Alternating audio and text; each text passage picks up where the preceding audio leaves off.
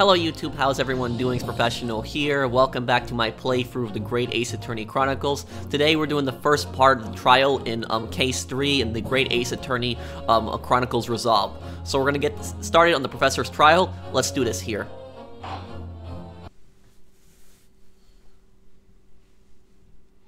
October 23rd, 8:52 a.m. The Old Bailey. Defendant's Antechamber. I can't believe it's been 6 months since I was last allowed to work in court. And now here I am, back at the Old Bailey. Ah, Mr. Naruhodo. Good morning, Professor Hairbrayne. I don't understand. It doesn't make any sense. The atmospheric pressure in here is off the charts. I've never felt anything like it. It's crushing me. I feel it every time I'm here. That gravity. Well, this is Britain's highest court. But are you telling me it's fitted with some kind of device that can actually control air pressure? No.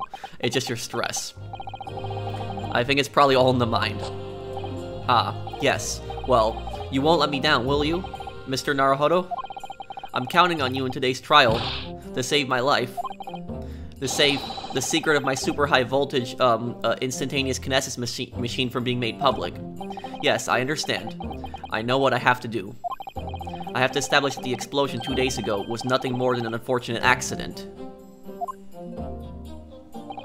Well, I'm sure there's nothing to worry about, really. Justice will prevail. My commiserations, Mr. Naruhodo. You appear to have been lumbered with a most tiresome case here. Who?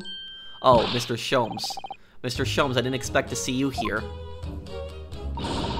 That was very mean, Runo, leaving me alone at home with Hurley. It took me at least an hour to wake him. Is it? Are you? Herlock Sholmes? Indeed, sir. I am here. I'm he.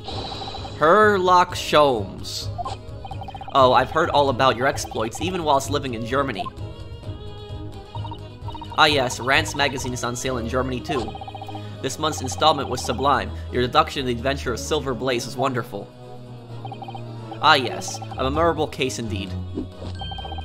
It concerned a snake, I seem to recall. No, that was the Speckled Band. Yeah, Herlock doesn't have the best memory. Well, thank you for coming. I do appreciate your support. I'm sorry to disappoint you, my dear fellow, but I'm afraid I can't stay. Oh. I have urgent business at Madame Tuspel's. You mean your waxwork job? No. The waxwork abduction, of course. Madame has engaged my services. Ah, so you're trying to get to the bottom of that ransom note, are you? This week's wages depend on it, as does the safe return of the waxwork, naturally. As such, I intend to give it my undivided attention. Oh well, never mind then. I understand. Of course, with my skills of observation and reasoning, resolving the matter will be as easy as a proverbial pie. I shall return forthwith. For until I solve the case, I shall have no money to afford a pie of any description. Oh, then you must absolutely give it your full attention, Hurley. Quite, Iris, quite. But life is riddled with irony, you know. Whenever I give something my full attention, I have a quite insatiable desire for a pie. One of the universe's intractable mysteries, you might say. Oh yes, quite, definitely, absolutely, I totally understand. Is someone a little starstruck? I wish you the very best of luck, Professor Hairbrayne. Why thank you. Before I depart, Mr. Naruhodo, a word in your, ear, if you please. What's this about? As you have remarkably, little grounding in science, I feel I ought to inform you. As compelling as this super high voltage instantaneous kinesis hypothesis may be, a practical implementation such as was attempted by the professor of the Great Exhibition is quite impossible. What? But the professor said the demonstration was a success. Yes, it would appear that he fervently believes it was. I've read Professor Bunnybrain's paper about it too, Runo, and I have to say, I'm sure it can't be done. It could barely be done theoretically, let alone practically. So he's completely barking up the wrong tree. And this is, this is based on the time period when they were, making all these crazy inventions. They were thinking that they could teleport people and all this other stuff, but, we know that we can't do that. But the thing is, though, that doesn't explain, though, how did the body end up on the other side, near the Crystal Tower, then, if he wasn't teleported? I think that they used a wax figure. I think a wax figure might have been in the machine when it blew up. That's what I think. But how could an experiment that had no possibility of succeeding, in fact, succeed? That's contradictory. And it's that contradiction that will be at the heart of the trial, I've no doubt. What's that supposed to mean? Now, I must hurry along. I wish you the best of luck, my dear fellow. See you later, Hurley.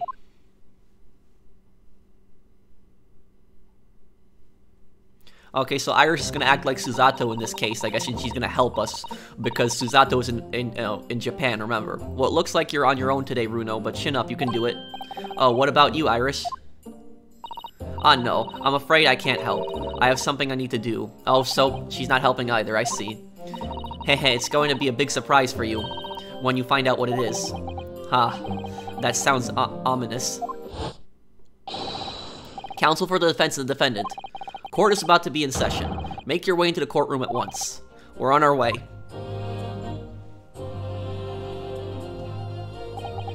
An experiment that the laws of science say can't possibly succeed.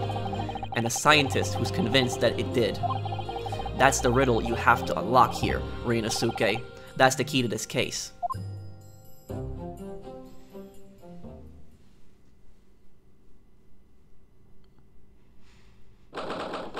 October, 9:10 a.m.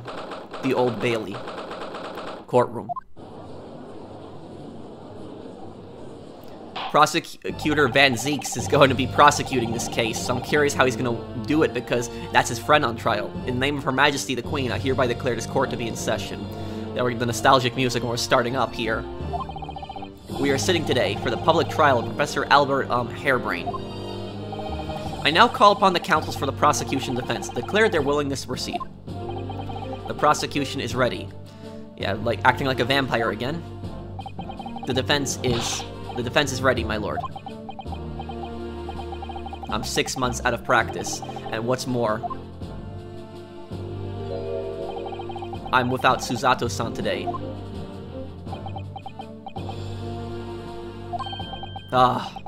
Is it just my imagination, or does the air in here feel even more oppressive than usual? So, I must say I recollect the victim of this case all too well, Mr. Odi Asman. Mr. Asman was well known as a financier, though that was merely a front for his diverse criminal activities.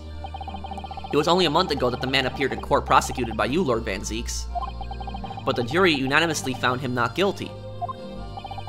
Because every member of the jury had been bribed by the sound of it. These powerful London criminals are prepared to go to extreme lengths to keep their freedom. But 2 days ago, on the 21st of October, Mr. Asman met his end. The work of the Reaper, was it?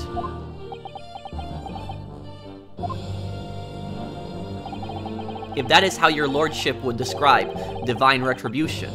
Now here's what I'm curious about. I don't think Professor Hairbrayne had something to do with Asman's death. But the question now is, was it a total accident? Or was there something else going behind the scenes? Was it actually a murder? Because I'm starting to think that there was maybe actually a murder that happened. I think this whole thing might have been planned out. And I think that the body that was inside the machine might have been switched out for a wax figure at the last minute, or maybe even the wax figure might be at the Crystal Tower, but I'm pretty certain that a wax figure is involved here, because I don't believe that he could have been teleported. I don't think it's a coincidence that there's like a wax museum that we've been visiting and has realistic depictions of models. That's what I think, at least my best guess. But the fact remains that Mr. Asman's death was a direct result of the actions of the accused, Professor Hairbrayne. Very well then. Now, ladies and gentlemen of the jury, you have been selected at random to represent the will of the people. Are the 6 of you ready to fulfill your societal duty? Random, let's see who it is. We haven't seen this guy before. I'm most gratified to have been selected to carry out this important civic duty, my lord. Okay, we haven't seen her. To have a man's fate in the palm of one's hand. Oh gosh, oh golly. It sends shivers down my spine. Science experiments, magic conjuring tricks, courtroom trials. All are nothing more than performances. So we got a magician here. Any spurious scholar that defiles the reputation of science deserves to hang. We have to listen to what's, said on both sides, defense and the, then settle on one. That's it? Isn't it? Okay. It's that cop! It's the cop from the Wax Museum. Wasn't, like this in my day. Wasn't like this at all. Is that him, though? That's the police killer Otter Mole look-alike again. And he's as exhausted as ever, it seems. Now, as I'm sure you are all aware, the incident we are here to judge today tragically took place at the Great Exhibition shortly after its opening. Though the death toll could have been far worse, with the exception of the victim, no one was killed. Nevertheless, the dream of the science being exhibited rapidly turned into a nightmare for the spectators. A tragic turn of events. And as such, the eyes of all of London, no, of the whole world, will be on this trial. It is our duty to reach a swift and just conclusion, I feel.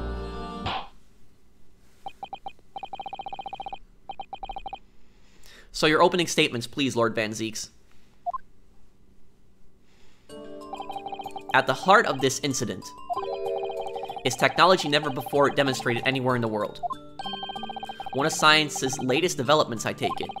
The government is keen to capitalize on the Great Exhibition to improve Britain's technological advantage. The technology being demonstrated by the accused was described as super high voltage instantaneous kinesis. Good lord. It's designed to disassemble human subjects using extremely high voltage electricity and beam them instantly to another location where they are subsequently reassembled. Is such a thing even within the realms of possibility? No, it's not. I'm no scientist, but I don't think anything like that is possible ever. Well, I don't believe it, that's for sure. Disassembling people with electricity? My goodness, how shocking. Ha, the whole idea is absurd. The hypothesis will never stand up to the scrutiny. Sir, I believe you are a fellow of the Royal Society, are you not? An expert in your field? I am, and my word on the matter can be considered final. Instantaneous kinesis is poppycock. So this expert and Mr. Sholmes are in agreement. It's impossible. And how is Ryu gonna prove this when he's not even a scientist? What is the prosecution's view on the matter? The prosecution would assert that the accused instantaneous kinesis demonstration was a success. What it was? What?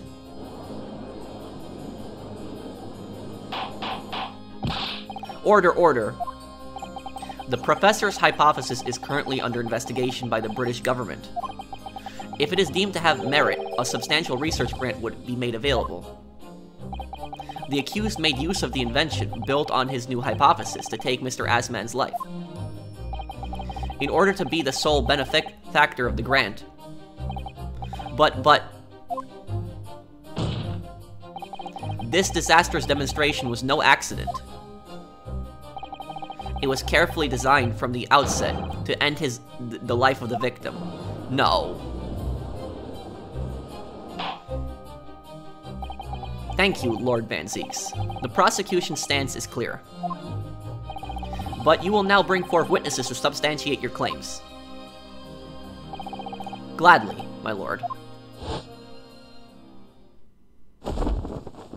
Oh, the cape's off. He's being serious now. Bailiff, show the first witnesses to the stand. Who's the witness? Oh no, Inspector Gregson. You gotta be kidding me with this guy. It's like, this guy would have been disqualifying from ever being a witness in a trial again after what he did in Case 5. Like, just his testimony in Case 5, after he lied in Case 5, like, he would never be allowed to testify again. Witnesses, state your names and occupations for the court. So this, you know, this is some of the things that's unrealistic is, you have witnesses that lie all the time, and yet they're still brought in as witnesses in future trials. That would not happen. That would be thrown out immediately. Yes, sir. Tobias Bregson, Detective Inspector at Scotland Yard's Homicide Division. I was on duty at the demonstration on the day in question and in charge of the following investigation.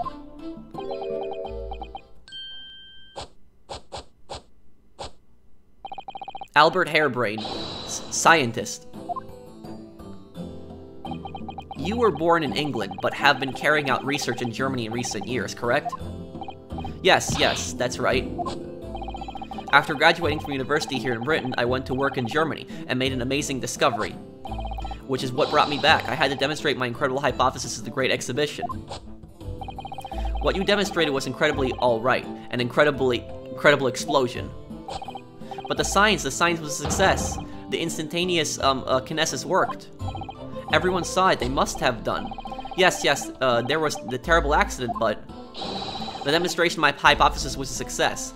So, you know, this is the point where a lawyer would tell his client to pretty much shut up at this point and not to talk because he's making himself more guilty right now just by saying that stuff. Well, that much is undeniable, as shown in this photograph taken by the forensic investigation team. Let's look at this. This was taken inside the Crystal Tower, I take it, the centerpiece of the exhibit, no less. That's right, my lord. Seems the victim rammed straight into it.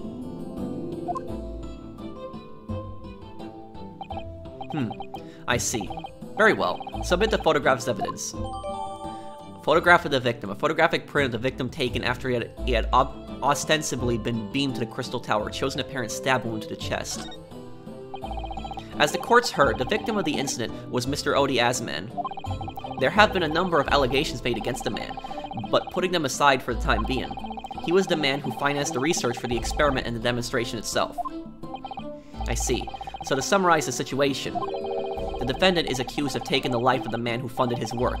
Would that be correct? Exactly. And how are they claiming that's a motive? But couldn't it be that the explosion was caused by some malfunction in the apparatus used for the demonstration? That's right, that must be it, my splendid machine. My poor, splendid machine. You saw it yesterday, didn't you? We can't even examine the wreckage thanks to the Special Dispensation for Scientific Equipment Act. What? The wreckage. But that being the case, how can the facts be established? How can it possibly be determined whether this was an accident or a deliberate and malicious act? Extremely simple, my lord. I beg your pardon? Isn't that right, witness? What? Sorry, me? No, your neighbor. Yes, sir. It was murder, plain and simple. Anyone could state that with complete certainty. How? What's your proof? I want to hear this. I want to see what their proof is on this. I'm really curious. How can you possibly think that? Thank you, Inspector. I think we had better proceed to formal testimony. You will explain to the court on what grounds you claim this experiment to have been a front for murder. You know, it's kind of funny whenever Ryunosuke makes, like, an allegation, the judge is like, you better present evidence to back up your claim, but then when witnesses make, like, ridiculous statements, they're just like, oh, you just testify.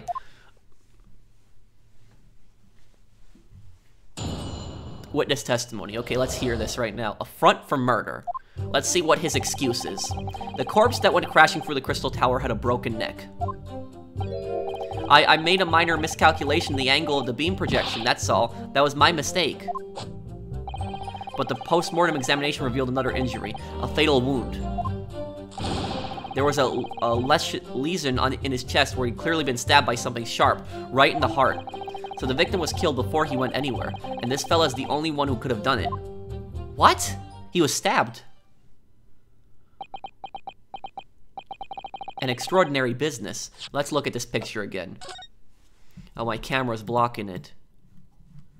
Oh yeah, I see it now. Look, wait. Yeah, look. He has been stabbed, so his neck's been broken, but he was stabbed also. Something's not right here.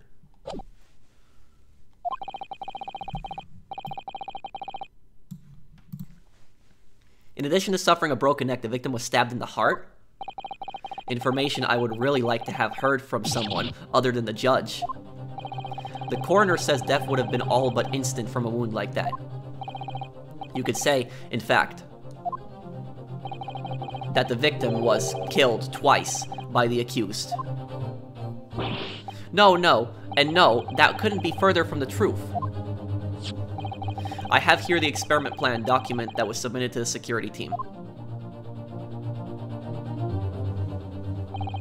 The victim stood himself inside something called the birdcage, ready to be beamed instantly.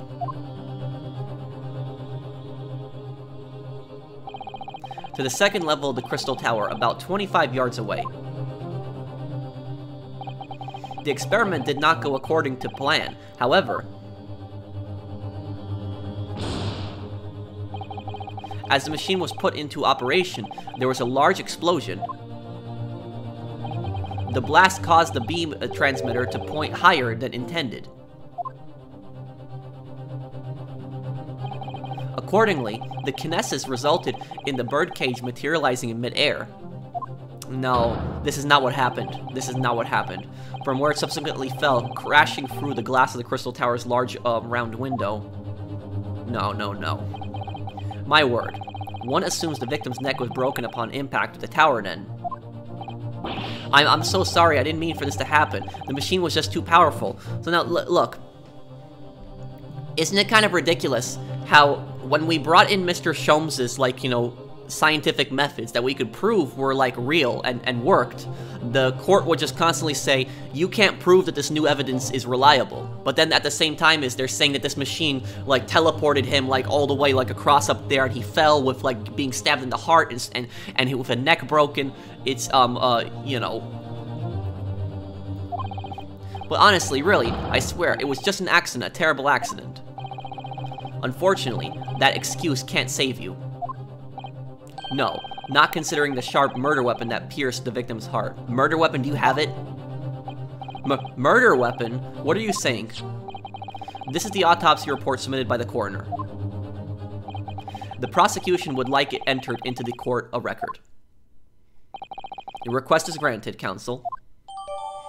Autopsy report. The autopsy report of the victim, Mr. Asman, his neck was broken from the impact of a violent fall, and he was stabbed in the chest with a sharp object. I was there in person, you know. I saw the whole ludicrous performance. Let's take a look at this. Autopsy report. Coroner Courtney, details of victim, Odi Asman, male. Age 47, nationality British, time of death, 21st October around 2:20 p.m. Hemorrhage of wound to the chest that pierced the heart, inflicted by a sharp implement. Additional observation, the broken vertebra most likely resulted from impact after a sudden fall from considerable height. That is the neck. And the only other person on the stage with Mr. Asman was that disgraceful excuse of a scientist. Then really, by all accounts, it must have been him. Hard to think otherwise, really. Very well. Counsel for the defense. Proceed with the cross-examination, please. Oh, yes, my lord. I need to focus here. It's been a while. 6 months ago and he had a trial again. Okay. Affront for murder. Oh, let's turn off auto here. I accidentally turned it on.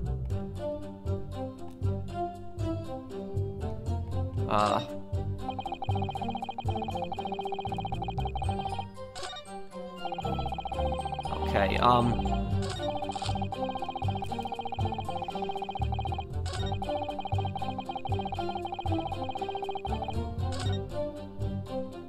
okay, I can turn it off now. So that's all the testimony I have to work with. I had no idea the victim had been stabbed. That changes everything. Did Van Zieks keep that to himself until now on purpose to gain the advantage? Oh well, I suppose all I can do is press these witnesses for as much new information as possible. Okay, let's start pressing. The corpse that went crashing through the crystal tower had a broken neck. Hold it! Are you suggesting that's because he fell from a considerable height? Exactly, which highlights something else about this whole rum business. And what's that? What's that? Wow, he just said what I said. The fact that the instantaneous kinesis itself was a success.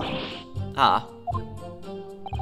After the explosion, the cage with the fella inside suddenly appeared out of nowhere in midair. So although the experiment ended in disaster. The so-called instantaneous kinesis did actually occur. Remind us, Professor, what was the cause of the fatal disaster? I made a minor miscalculation in the angle of the projection, that's all. That was my mistake. Hold it! So the angle of projection is critical, is it? And you calculated it yourself, personally. Absolutely. The calculation is far too complicated for anyone but me to carry out. Now, you see, it's not a good statement to make. He's basically saying everybody else is too stupid to do it besides me. That's, you know, it's not a good thing to say, especially when you're on trial for murder. Making you seem really arrogant.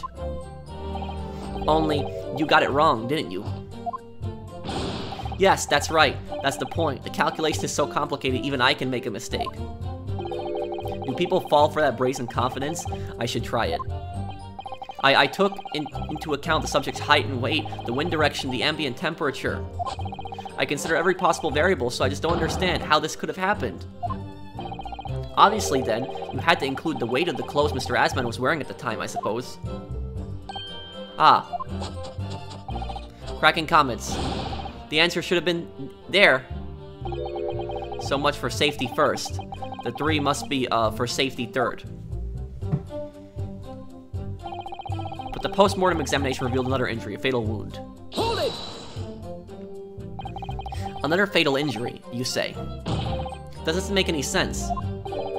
I didn't think I'd have to spell this out, but here we go. Just because there was 2 fatal wounds doesn't mean I'm saying the victim had 2 lives to lose, does it?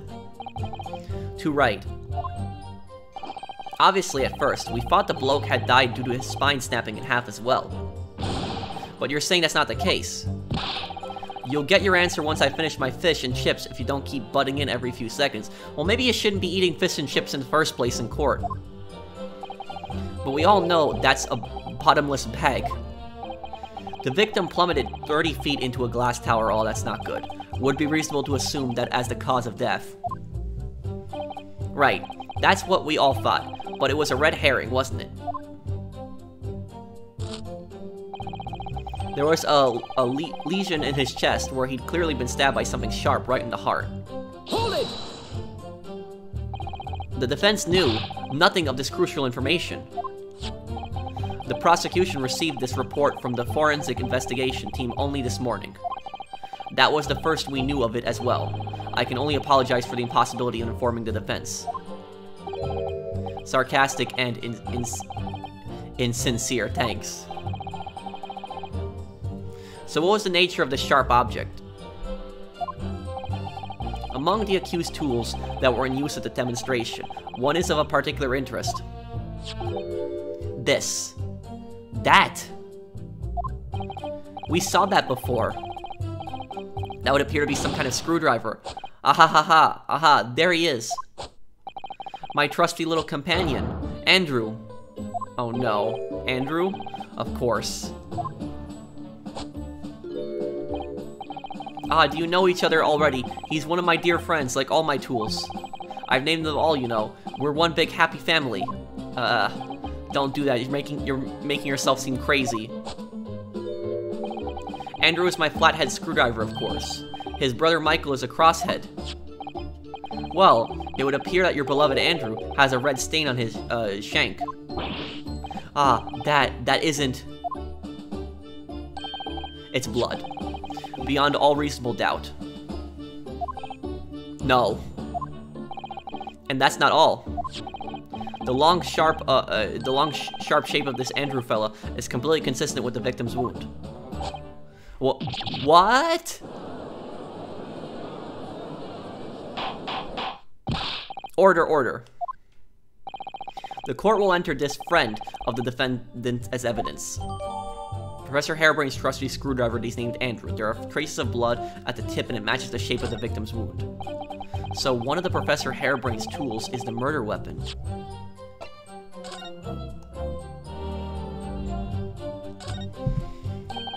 This is blood. Mr. Asman's, no doubt. This is the problem with looking at murder weapons.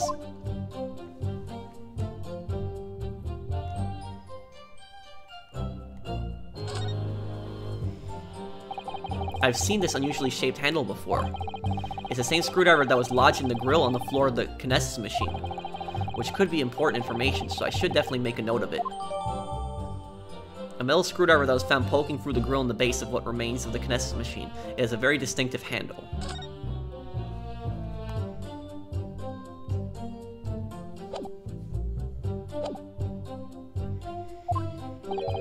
Great. So the victim was killed before he went anywhere, and this fella's the only one who could have done it. Hold it! What grounds do you have for saying that? Ha, do you really need to ask? There was only two people on that public experimentation stage in front of the whole crowd. The victim, Mr. Odi Asman, and the accused, Professor Hairbrayne. And we know for certain that before the experiment, the victim was alive. That's right, I saw him with my own eyes. Furthermore, following the explosion in kinesis, nobody went anywhere near the body. In other words, only someone else on stage with the victim could possibly have done it. What's going on here? Excuse me. Professor Hairbrayne, do you have some information that may be relevant here? Professor! What's he thinking? Ah, sorry. I was just calculating the optimum coefficient of electrolysis to separate molecules in the human body. And the witness stand is the best place for that. Yeah, it seemed as though you might have something to say. About Inspector Gregson's last remark. Somebody else was on the stage? Ah, yes, that's right, of course. He just said that nobody else could have done it, didn't he? Yeah, that's right. Who else could have stabbed the victim, eh? I don't know, but there's no way that I could possibly have stabbed Mr. Asman, as you say. Eh? Explain, please, Professor. Of course, this cold-hearted policeman may not be aware, I suppose. But humans are warm-blooded mammals, with blood running continuously through their veins. I had heard. Then surely you see. If I plunged something the size of Andrew into the man's chest, the whole stage would have been a bloodbath. No, a blood swimming pool. Ah, that's actually a good point. Why is there no blood on the stage? But thousands of Londoners were watching me at the time. That is a good point.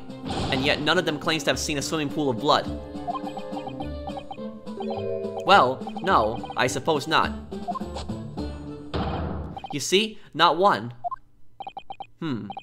True. I didn't see anything like that. Well done, Professor. That was a great counter-argument. Wonder what Van Zeek's argument is going to be back on this. Order. Just please don't throw any more wine and stop drinking in the court. Pray forgive the discourtesy if I savor a drop from my hallowed chalice to accompany my old friend's abducing. Here's to you, Albert. Oh, you're too kind, Barrick, but I'm really not a patch on you. Oh, no. No, you're not. No? You've neglected to mention one crucial possibility. I have? A particular situation in which very little bleeding would result from a stab wound. Ah, of course. Inspector, enlighten the court, please. Yes, sir. Where are they going with this? That's what I'm thinking. Very well. You will amend your formal testimony now, Inspector Gregson. The weapon the victim was stabbed with must have been left in his body whilst he was beamed through the air. Hold it! Why would you think that, Inspector? With any wound, it's only when you pull the weapon out that profuse bleeding occurs. While it's still lodged in the body, it acts as a stopper of sorts, for want of a better word. So now, this is completely realistic, this part. This is 100% accurate, what they're saying here. When somebody gets stabbed, or a body even gets stabbed with like a large weapon that's gonna create like a massive wound, that blade or sharp object, whatever it is that's stuck inside the victim's body, that is stopping the blood from coming out. It's holding the blood back. So that's why doctors and stuff, that's why they'll say that if somebody gets stabbed like really badly in a really dangerous spot. It's best not to pull out the blade until you get to the hospital. Then you want to pull it out, because what happens is people pull out the blade when they get stabbed right away, and then what happens is the blood just comes gushing out, and the person can die faster because of that. So that's that is actually a true statement right there. This is true. But however, though, we know that the screwdriver was lodged inside the machine. We know that. So it didn't fly with him. I see. You don't need a medical degree to be aware of this fact. It is common knowledge for any investigator. Well, Van Zieks is actually right. You know, almost every single detective knows this. Where's Susato-san when you need her? If you ask me, this bloke masked what he was doing from view with his body before stabbing Asman in the chest. Then he beamed the victim off the stage with his fancy device. The screwdriver is still where he planted it. I would never do such a thing. Not to my precious tools. I would never use them for such dirty work.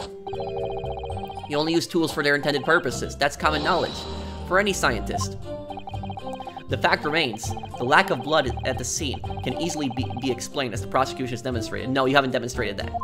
There's no proof that the victim was plunged across with the weapon inside. So that's all the testimony I have to work with. I had no idea the victim had been stabbed. That changes everything. Did Van Zieks keep that to himself until now on purpose, to gain the advantage? Oh well, I suppose all I can do is press these witnesses for as much new information as possible. Okay.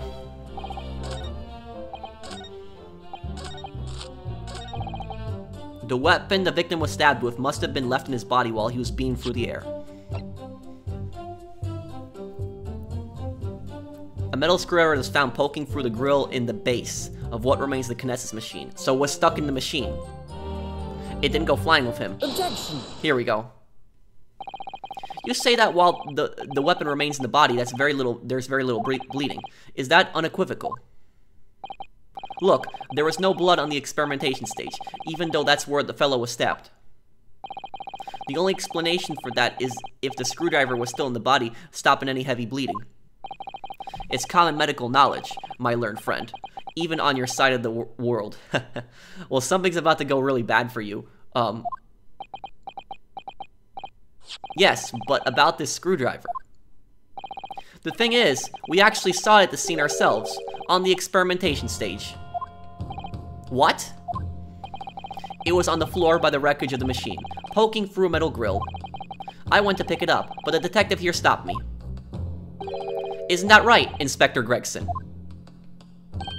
Now you come to mention it, yes. Inspector, are we to understand that you permitted the defense counsel to investigate?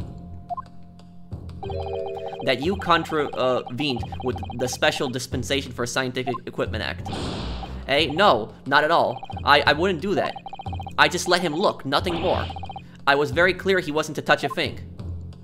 Yes, that's true. This screwdriver was in plain sight, on the stage. But it shouldn't have been, should it? Well, what are you getting at? If this tool had still been in the victim's body when the victim was beamed away by the machine, then it shouldn't have still been on the stage. Ah. That's right, it should have been beamed across to the Crystal Tower along with Mr. Asman. And been found still lodged in the victim's chest. There we go, we got it now.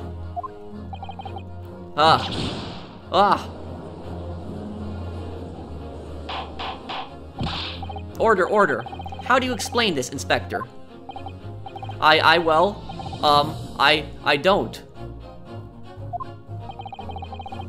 It looks as though everything the victim had on his person moved with him when he was beamed. You see, the inspector was either lying or forgot about that. How could you forget the thing was found on the stage? If the screwdriver was still in his chest when the instantaneous kinesis occurred, obviously, that should have been beamed to the destination as well. You. This is a strange situation. Why is he getting all pissed at us? We're saying what happened. Even though people are saying that this instantaneous kinesis is a scientific impossibility, we're still basing arguments on the assumption that it did actually take place. Alright, time to tighten the screws here. Ha, that line. He's talking about a screwdriver. My lord, if the prosecution is unable to explain this inconsistency in its argument. We can only conclude that the testimony given in support cannot be relied upon. Lord Van Zieks is stumped. Hold it! Who just...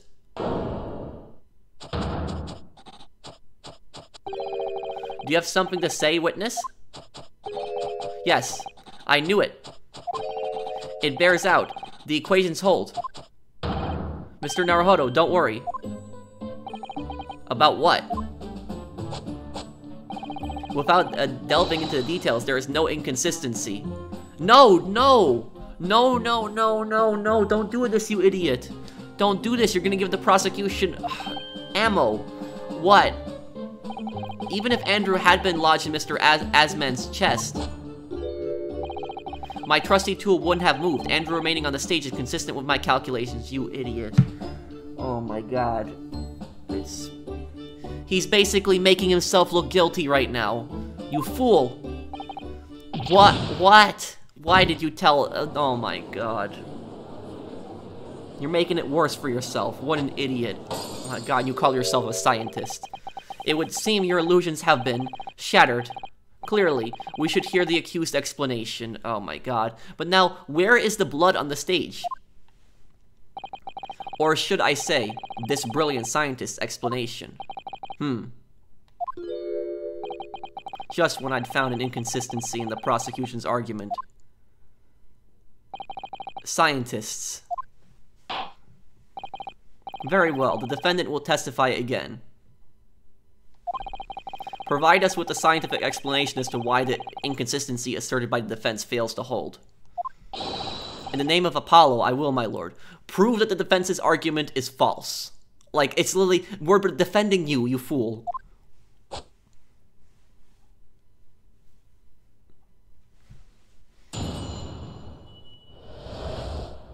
The inconsistency explained. To be clear, I'm still at the stage of gathering data in my research. My hypothesis states that the kinesis cannot transport metal, though, hence the metal weapon would have stayed put. In other words, the point just raised by Mr. Naruhodo isn't an inconsistency at all. Mr. Asman was the patron of my research. Without him, my work wouldn't have been possible. Now I have a duty to protect the incredible machine that we built together.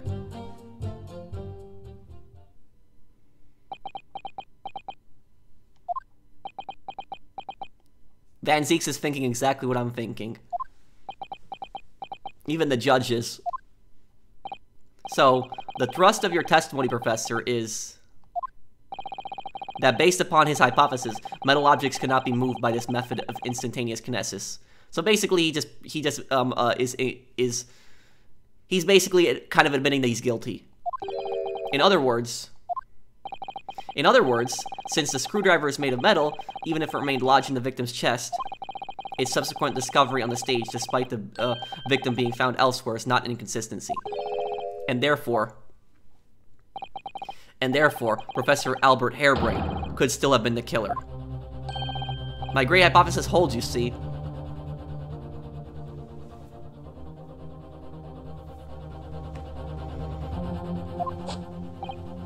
We had to make the cage used to contain the subject from wood for that very reason. I was not addressing you, witness. Professor Hairbrayne?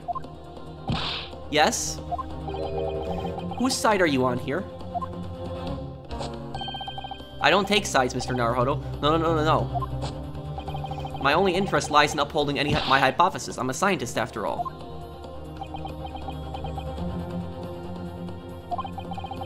Is he working for us or against us?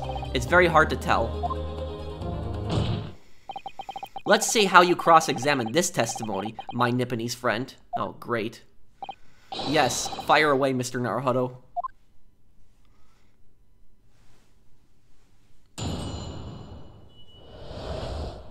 The inconsistency explained. To be clear, I'm still at the stage of gathering data in my research. Hold it!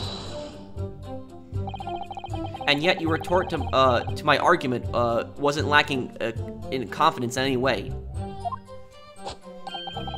No scientist can find the truth without first finding self-belief. Those were the words of a certain scientist I hold in the very highest esteem. But you realize that disproving my argument puts you in a very precarious position, don't you? No scientist should strive to protect himself more than he strives to protect the truth. More words to the same great scientist, you know. Words that are causing me a lot of trouble. Who is this scientist? I'm afraid I couldn't tell you, Mr. Naruhodo.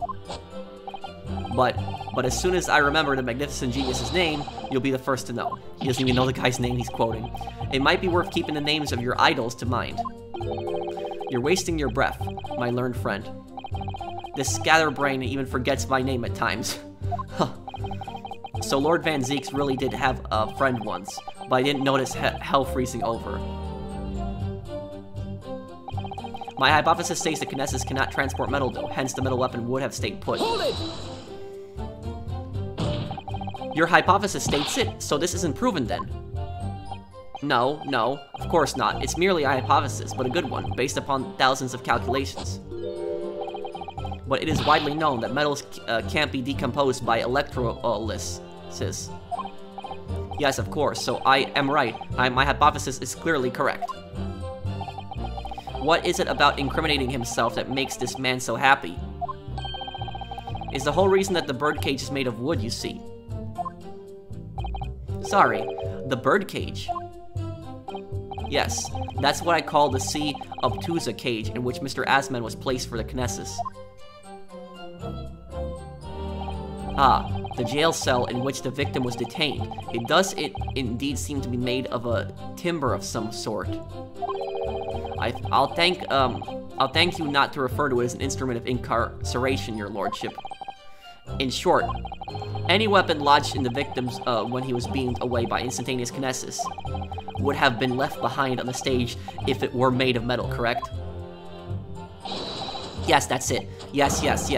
It all fits perfectly with the mathematical model. You see how ridiculous this trial is getting? But the ultimate conclusion, then, is that the defendant alone had the opportunity to inflict this fatal injury on the victim, is it not? Ah, indeed, sir. Someone beam me out of this nightmare. Like, this is so ridiculous. We're trying to prove this hypothesis to the court that this machine can teleport people. In other words, the point just raised by Mr. Naruhodo isn't an inconsistency at all. Hold it! You seem to be pleased by that. Yes, another example of my hypothesis holding true. But I sense some sarcasm, Mr. Naruhodo. Are you not pleased? No, we're not. No. I knew it. At the end of the day, I'm the one responsible for Mr. Asman losing his life. The advancement of science is no excuse, I know that. No, you're quite right. Tell the court, did you have a close relationship with Mr. Asman? Oh, well no, not really. I mean, I've only met him 2 or 3 times. And we only ever discussed my hypothesis in the project and the research brand, of course. Mr. Asman was the patron of my research. Without him, my work wouldn't have been possible. Hold it! How did you come to know Mr. Asman in the first place? A year ago now, a small provincial science journal published a little paper about my work. That's a scientific journal? Good gracious. I should need new spectacles. I might have had an extraordinary hypothesis and a great promise, but at the time, I had no money. I had to eat tiny little meals at a tiny little cafe and drink watered down water out of a tiny little glass. But Mr. Asman read the paper and came to visit me at my tiny little laboratory and offered you money to help fund your work. Exactly. That's exactly what happened. I handled the theoretical side of things. Mr. Asman provided me with an engineer for the practical. And the 3 of us produced that fantastic machine together. Where's this engineer? I want this engineer to testify right now. Like, bring this engineer in to testify, that's what I would say right now. There's a 3rd person involved, we've just been made aware of that. The machine that you brought to the Great Exhibit to demonstrate. We had to apply for the government for some sort of inspection to be allowed to exhibit, I think. I didn't understand all that side of things. Mr. Asman took care of all of it. He was a wonderful man, really. I owe him everything. I think Mr. Asman was really a bad man. And here's the thing. I think that, you know, from what we know about Mr. Asman is that he's some kind of criminal. He's a gang leader. That's what we know about him. Zeke said he's a really bad guy. He pretends to be, like, into finance, but he's really, like, a gang boss. And so, I'm starting to think that this machine that, like, he was funding, he wasn't funding this for scientific research. He was funding this machine as some kind of scam, some kind of front. He probably wanted the money from the research grant. That's probably what he was gonna steal. He doesn't care about the machine at all. That's at least what I think. Now I have a duty to protect the incredible machine that we built together. Hold it! When you say that you built a machine together, does that mean you were involved in its construction? Yes. Well, not exactly. I'm not good with the practical side of machines myself, so the physical construction was done by an engineer. Little remains of your creation now, though. Following the explosion, repair will no doubt be impossible. Yes, I realize that, but still. If someone were to gather all the broken parts, they could discover the secret of my hypothesis. I'm curious about that too. If the government is trying to steal his invention, that's also a possibility we have to consider. Mr. Asman and I toiled over that machine for so long, we put our hearts and soul into it. I have to protect our work. So what's left of the machine must be kept safe. It's only fair because of what happened was an accident. That's the extent of the testimony then. Thank goodness for that. I don't want him doing any more damage. He's already basically proven that he could have been the culprit.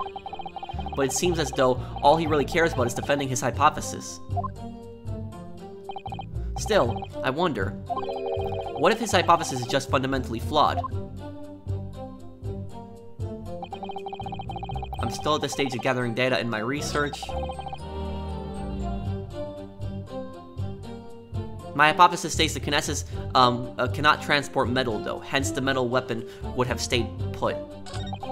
In other words, the point just raised by Mr. Naruhodo isn't an inconsistency at all. Okay, I think it's this one that we're gonna have to prove. Cannot transport metal. Let's look at that picture again. Let's see. Was there any metal transported here?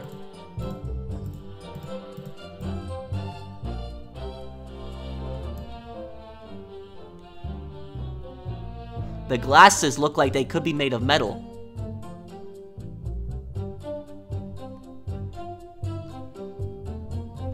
Yep. These buttons could also be metal too. So he said that it cannot transport metal. Well, it looks like the glasses were transported. This looks like metal to me. Let's see if this works. Let's see. Objection! Professor Hairbrayne, you say that according to your hypothesis, it looks like I might be right. Let's see. Nothing made of metal can be beamed by instantaneous kinesis using the machine you made. Is that right? Yes, that's right. Spot on, exactly correct. In that case, I'd ask you to have a look at this photograph that was taken at the scene. In particular, I'd like you to pay attention to the victim's face. Oh, I was right! Ha! Oh man, it feels so good when you point something out in this game. You feel the game makes you feel really smart in these cases. You can clearly see Mr. Asman is wearing a pair of spectacles with a metal rim. Yup, we got it. What? Metal? No. Metal can't. That's not... metal? No! We've already established that the proposed murder weapon, the screwdriver, was found on the stage. However, if your hypothesis correctly predicted that outcome, it should also have predicted that the metal-rimmed spectacles would be found in the same place. Yup, we got it now. I just love that when that music kicks in, you know you're on the right path. Dun. Ah, my hypothesis, my hypothesis. Professor Hairbrayne, this isn't easy for me to say, but your hypothesis is clearly flawed. Ah! Order, order, order. Counsel, what is the implication of this? If on the day in question, the alleged instantaneous kinesis never actually took place, then it's entirely possible that the victim was killed somewhere other than on the stage. That's true. And in that case, someone other than the defendant could have been the culprit. But my hypothesis is sound. I proved it that day. The experiment was a success. The experiment was proof of all my work. If I could say something here in my capacity as a fellow of the Royal Society. Yes, juror number 4. Go ahead. As a man of science, there's one thing I simply cannot abide. And that's a fraud who pretends to be a fellow man of science. What? Wait, Great Scott, are you suggesting my science is suspect? It's just been disproved, hasn't it? In front of all of us. In other words, the whole demonstration was a complete nonsense, from start to finish. Believe me, my fellow jurors, when I tell you that this man is a heel, a bounder, and a fraud. I say the wreckage of that machine should be stripped down and thoroughly examined. No, never. That machine is the essence of my entire hypothesis. It's protected by a special dispensation for Scientific Equipment Act.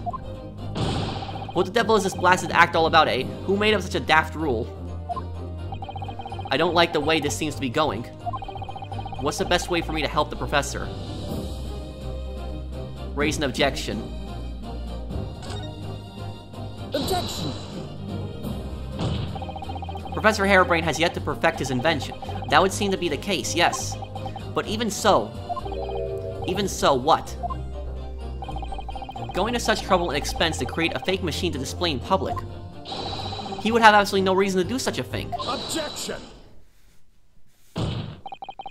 He had an obvious reason to do exactly that. For the research grant money. Ah. I knew that was going to be brought up. If the government was foolish enough to have deemed the man's ridiculous notion plausible, he and his conspirators would have received a handsome sum indeed. Now, I don't think the professor was involved in that. I think that Asman was. I think that was Asman's ultimate goal, was to get the research grant. And I think Asman was probably going to stage it to make it seem like he got teleported across. That's at least what I think happened, and something went wrong. And so Asman died, but Asman was going to scam for the money. The professor actually was really thinking he was building a scientific machine. That's what I think happened. Conspirators? What would be the value of such a grant? 10 pounds? You're an order of magnitude out, madam. 500 pounds a year. OR, you could have lived handsome on that much for years. Let's see right now. I'm gonna see right now how much 500 pounds is in a year in 1880. Let's see.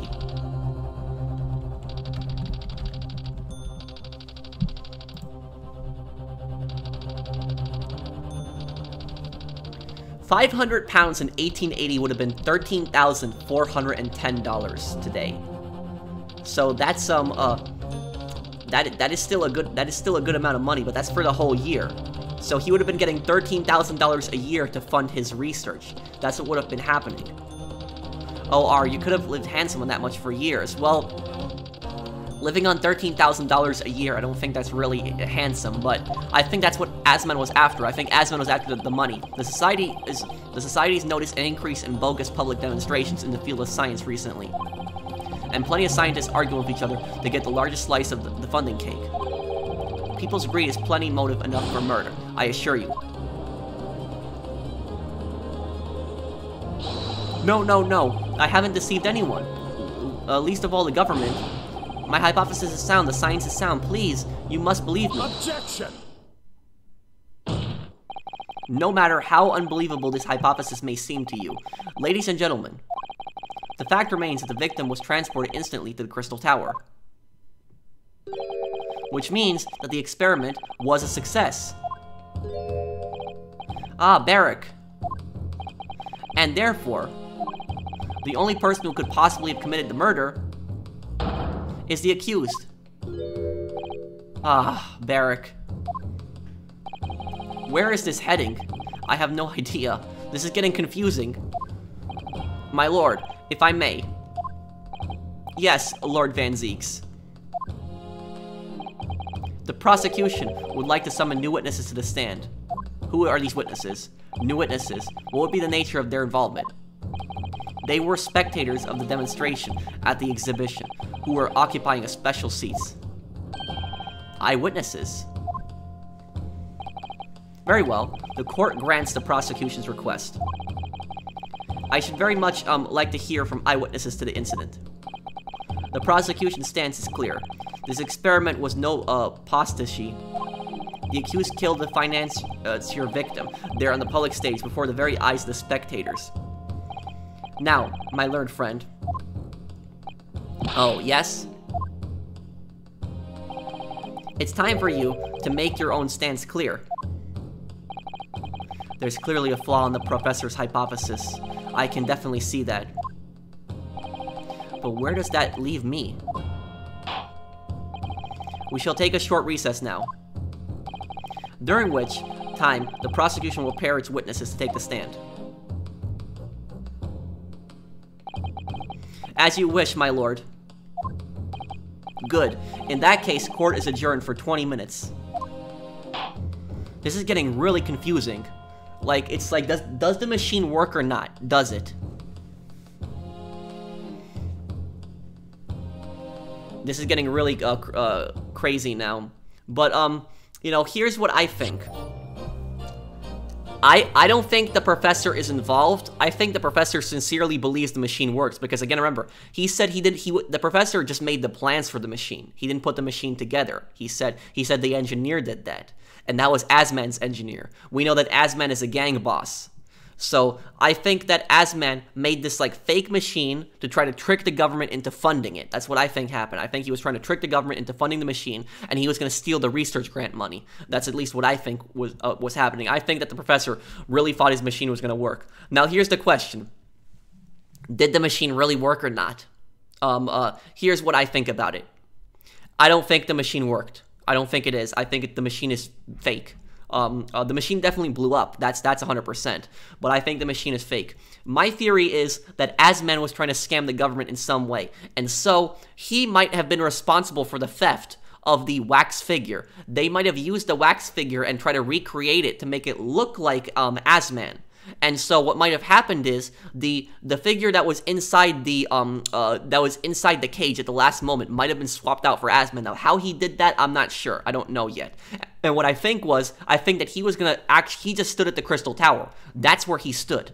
I don't think that he was ever inside the cage. I think he was always at the Crystal Tower. And I think somebody stabbed him at the Crystal Tower. But how this wrench and all of that other stuff, how that works, I have no idea. We're gonna find out. But let me know in the comments, what do you guys think? Do you guys think that the hypothesis is real? We know that it can transport metal, but does the machine actually work? Is the whole hypothesis real, or is only part of the hypothesis real? Is the machine actually work, or is the machine fake? I think the machine is fake. Let me know what you guys think down below, and I'll have the next part up for you guys as soon as I can. This is probably the most confusing case so far. We're gonna have to either disprove or prove that this machine works, and I have no idea where this is gonna go.